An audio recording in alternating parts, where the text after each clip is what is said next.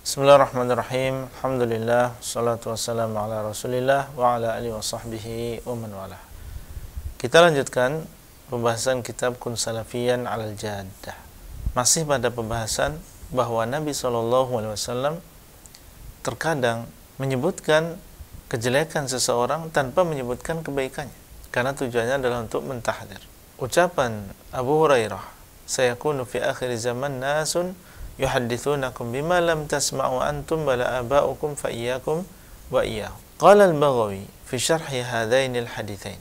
Hadis ini dan juga yang sebelumnya, yaitu tentang ucapan Nabi SAW, apabila engkau melihat orang-orang yang mengikuti yang samar dari Al-Quran, maka itulah yang Allah sebutkan di dalam Al-Quran.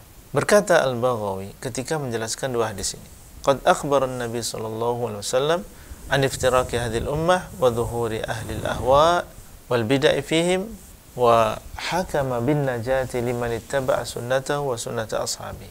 Maka Nabi SAW telah mengabarkan tentang perpecahan umat ini dan nampaknya ahlul ahwa dan juga ahlul bid'ah di antara mereka, dan beliau SAW menghukumi dengan keselamatan bagi orang yang mengikuti sunnah beliau dan juga sunnah para sahabatnya.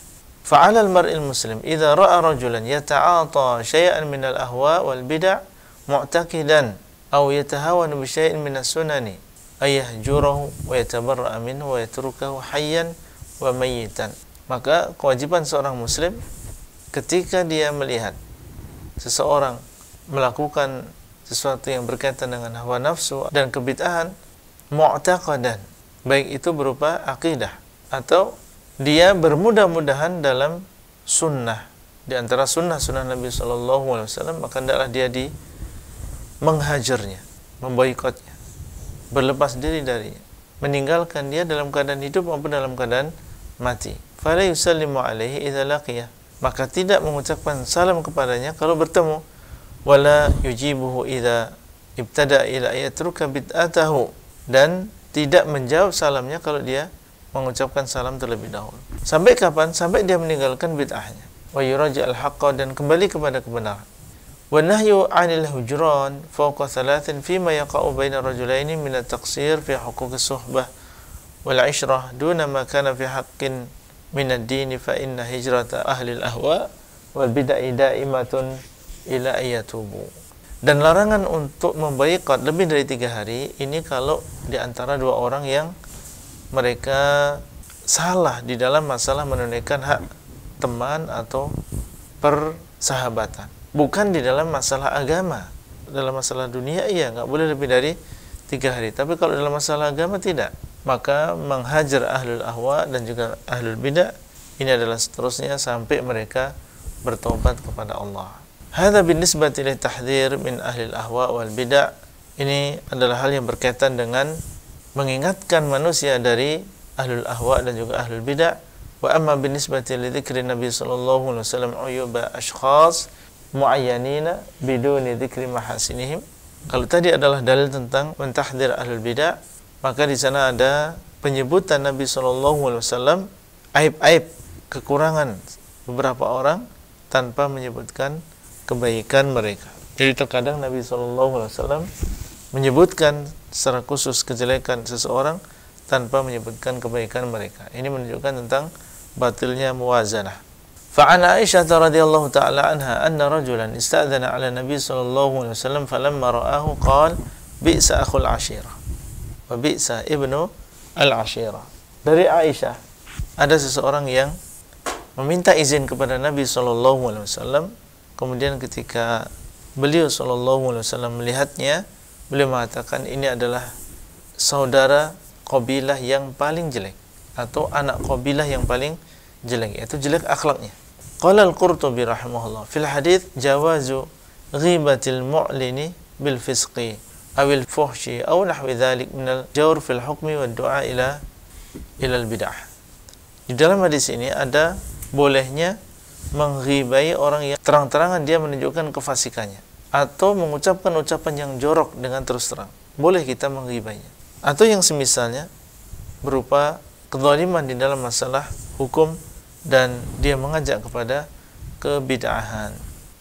Qala An-Nawawi, berkata Al-Imam An-Nawawi fil hadithi mudaratu man yattaqi fuhsyahu wa jawazu ghibatil fasiqil al-mu'lin fisqahu wa man yahtaju ila at-tahdhiri minhu. Berkata Nawawi, di dalam hadis ini ada mudarah, yaitu seseorang berakhlak baik kepada orang yang ditakutkan kejelekannya, dan bolehnya seorang menghibai seorang yang fasik yang dia menampakkan kefasikannya, dan orang-orang yang manusia itu membutuhkan tahdzir dari orang tersebut, yaitu orang yang manusia mentahdzir mereka. Maka dalam keadaan demikian boleh seseorang melakukan mudarah atau berakhlak baik kepada mereka, tersenyum sebagaimana dilakukan oleh Nabi SAW.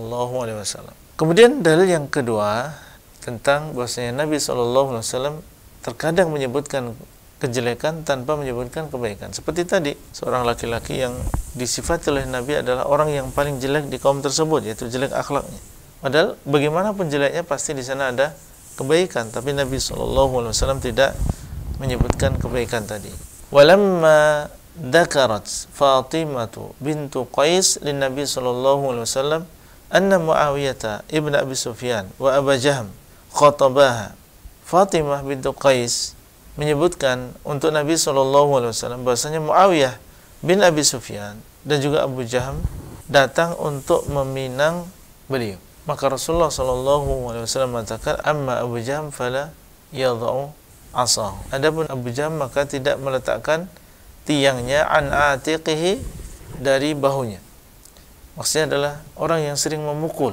Wa amma Muawiyah tu fasu'luk lama lahu. Adapun Muawiyah maka dia adalah orang yang tidak punya. Ankihi Usamah ibn Zaid, maka adalah engkau menikah dengan Usamah bin Zaid. Wala syak anna lirrajulaini fadail wa mahasin walakinnal maqamu nasihatin wa masyuratin la yutatallabu aktsaru min dzalik. Dan tidak dilakukan bahwasanya dua laki-laki ini memiliki keutamaan dan juga kebaikan, akan tapi keadaannya di sini adalah keadaan dalam menasihati. Makomnya di sini adalah makom nasihat. Kita dalam keadaan menasihati, dalam keadaan bermusyawarah, tidak lebih dari itu atau tidak menuntut lebih dari itu. Baik. Kemudian dalil yang lain, wa an Aisyah radhiyallahu anha, dari Aisyah radhiyallahu anha, anna Hinda binta Utbah, bahwasanya Hindun bin Utbah, qalat, beliau mengatakan, ya Rasulullah, inna Aba Sufyan rajulun syahihun wa laysa yu'tini ma yakfini. Wahai Rasulullah, sungguhnya Abu Sufyan, itu suaminya ya, adalah seseorang yang sangat bakhil, tidak memberikan kepadaku apa yang mencukupi aku. Ma yakfini wa waladi, apa yang mencukupi aku dan juga anak-anakku. Illa ma akhadtu minhu wa huwa la ya'lam, kecuali apa yang aku ambil darinya dan dia tidak tahu. Qala khudhi ma yakfiki wa waladak bil ma'ruf. Maka Nabi mengatakan, ambillah apa yang mencukupimu dan apa yang mencukupi untuk anak-anakmu bil ma'ruf, yaitu sesuai dengan kebiasaan di situ, artinya tidak berlebihan, hakmu saja. Ini juga menjadi dalil bahwa Nabi SAW terkadang menyebutkan kejelekan seseorang tapi tidak menyebutkan kebaikannya. Qala al-Hafidz Ibnu Hajar, berkata Hafidz Ibnu Hajar, ustudilla bihadzal hadits ala jawazi dzikri al-insan bima la yu'jibuhu. Dijadikan dalil dengan hadis ini bahwa bolehnya menyebutkan seseorang dengan sesuatu yang dia tidak senang. Idza kana 'ala al-wajhil istifta, kalau ini dalam rangka meminta fatwa, wal istika, dan juga mengadu, wa nahwi dzalik, dan yang semisalnya. Wa huwa ahadul mawadhi' allati tubahu fihi al-ghibah. Ini adalah termasuk di antara keadaan-keadaan yang diperbolehkan untuk ghibah. Falam yunkir 'alaiha an-nabiy sallallahu alaihi wasallam, maka Nabi sallallahu alaihi wasallam tidak mengingkari yang demikian. Falam yunkir 'alaiha an-nabiy sallallahu alaihi wasallam dzikraha lil janib as-sayyi. Nabi sallallahu alaihi wasallam tidak mengingkari wanita tadi karena dia menyebutkan kejelekannya. Walam yukallifha bi dzikri mahasini Abi Sufyan wa innahu ladu mahasin, dan Nabi sallallahu alaihi wasallam juga tidak menyuruh wanita tadi, itu Hindun, untuk menyebutkan kebaikan-kebaikan Abu Sufyan, padahal tentunya beliau memiliki kebaikan-kebaikan. Qala Syekhul Islam Ibnu Taimiyah rahimahullah, rahmatullahi alaih. Berkata Syekhul Islam Ibnu Taimiyah, semoga Allah merahmati beliau, jarhu ruwatil hadis bil haqqi wa bad'u al mubtadi'ati wajibun syar'an. Menyebutkan kesalahan rawi hadis dengan benar dan membid'ahkan ahlul bid'ah, menyebutkan tentang kesalahan mereka, ya ini adalah kewajiban secara syar'i, karena dengannya kita bisa menjaga kemurnian Islam. Wa qala wa mithlu a'immatil bid'ah min ahli al-maqalat al-mukhalifah lil kitab wa sunnah. Kemudian beliau mengatakan, dan contohnya adalah tokoh-tokoh bid'ah yang memiliki tulisan-tulisan atau pendapat-pendapat yang menyelisihi Al-Quran dan juga sunnah. Fa inna bayana halihim wa tahdhirul ummati minhum wajibun bittifaqil muslimin. Maka menjelaskan keadaan mereka dan mengingatkan umat dari mereka ini adalah kewajiban dengan kesepakatan kaum muslimin. Hatta qila li Ahmad bin Hanbal, sehingga dikatakan kepada Ahmad bin Hanbal, ar-rajulu yasumu wa yusalli wa ya'takifu ahabu ilaika aw yatakallamu fi ahli al-bid'ah. Sehingga dikatakan kepada Imam Ahmad bin Hanbal, dan ini sudah pernah disampaikan oleh beliau juga, seseorang berpuasa, sholat, beriktikaf itu lebih engkau cintai atau seseorang berbicara atau membicarakan ahlul bidah?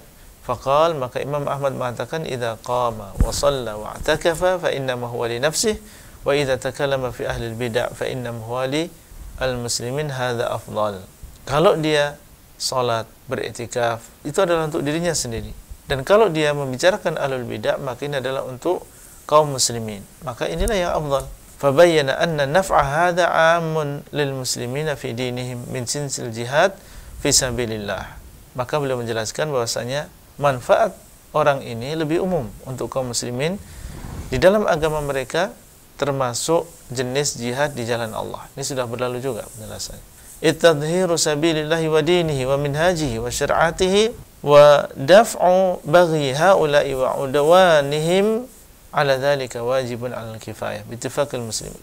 Karena membersihkan jalan Allah, agamanya, manhajnya, syariatnya, dan menolak kezaliman dan permusuhan mereka atau berlebihannya mereka, di dalam yang demikian adalah sebuah kewajiban yang merupakan fardu kifayah dengan kesepakatan kaum muslimin.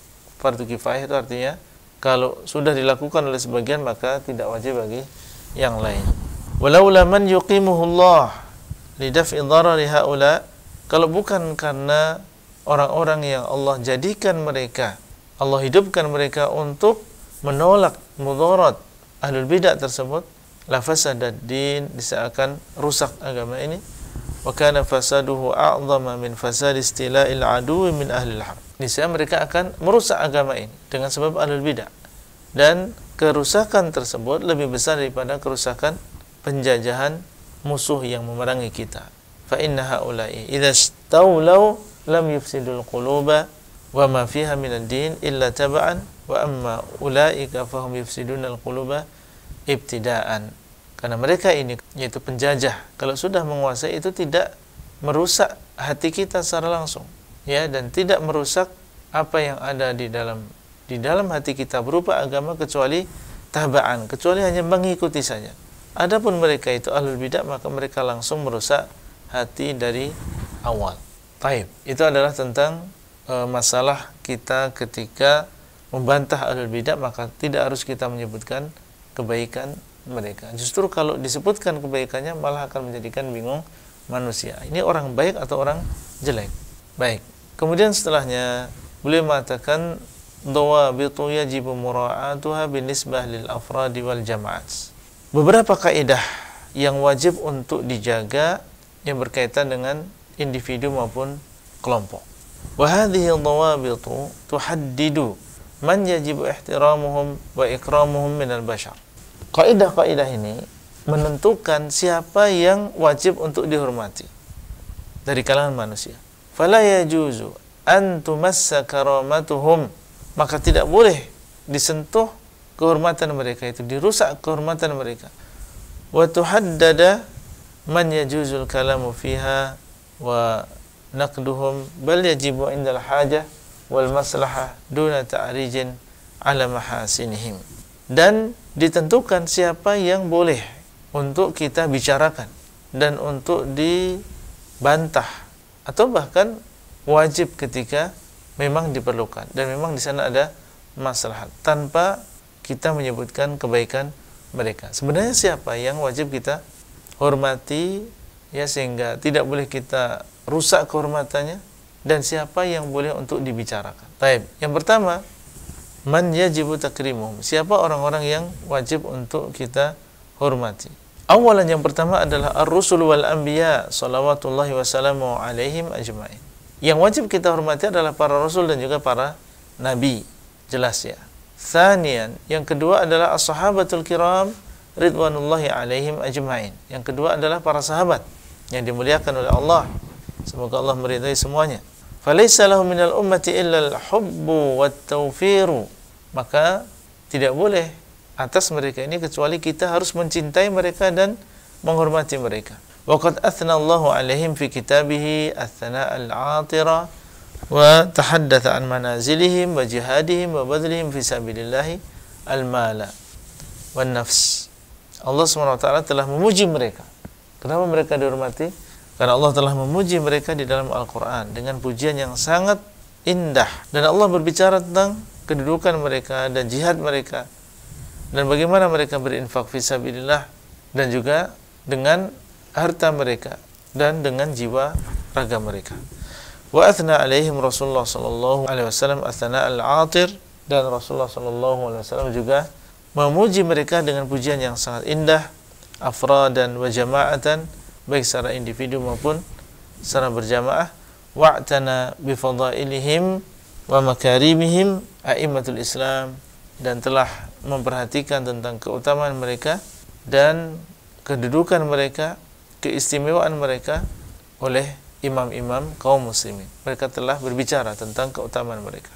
Fa'allafu fi fadailihim, mereka pun menulis tentang masalah keutamaan mereka ini. Wa manaqibihim, dan juga tentang manaqib-manaqib mereka, itu perjalanan hidup mereka. Al-mu'allafati al-kathirah, mereka telah mengarang karangan-karangan yang banyak di dalam masalah keutamaan para sahabat. Wa qad naha Rasulullah sallallahu alaihi wasallam an sabbihim, Rasulullah sallallahu alaihi wasallam telah melarang dari mencela mereka. Faqala la tasubbu ashabi, beliau mengatakan jangan kalian mencela para sahabatku. Fa walladhi nafsi biyadi law anfaqa ahadukum mithla uhudin dhahaba ma balagha mudda ahadihim wala nasifahu. Demi Allah, demi zat yang jiwaku berada di tangannya, seandainya salah seorang di antara kalian berinfak dengan emas sebesar gunung Uhud, niscaya itu tidak akan sampai pahalanya setara dengan satu mud yang dikeluarkan oleh seorang sahabat. Wala nasifah, bahkan tidak sampai setengah mud. Seandainya ada di antara sahabat yang berinfak kurang dari atau setengah mud misalnya, maka pahala yang didapatkan oleh sahabat tadi jauh lebih besar daripada pahala salah seorang di antara kita yang berinfak emas sebesar gunung Uhud. Muttafaqun alaih. Hadis ini adalah dikeluarkan oleh Bukhari dan juga Muslim.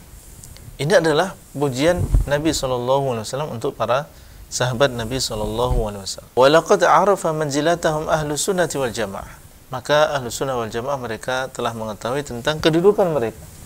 Fahafadhu alaiha ayyama hifadh, maka mereka pun menjaga kehormatan para sahabat. Wa nahau anil khawdi fima syajara baina aliyin wa muawiyah wa man ma'ahuma min baqiyati sahabah, dan mereka melarang untuk kita berbicara tentang apa yang terjadi di antara para sahabat, perselisihan yang terjadi antara Ali dan Muawiyah dan orang-orang yang bersama beliau berdua. Min baqiyati sahabat, dari kalangan para sahabat. Wa athbatu lahum ajral mujtahidin, dan mereka itu Ahlussunnah telah menetapkan bagi mereka ini pahala orang-orang yang berijtihad, yaitu kalau benar dia mendapatkan 2 pahala, kalau salah dia mendapatkan 1 pahala.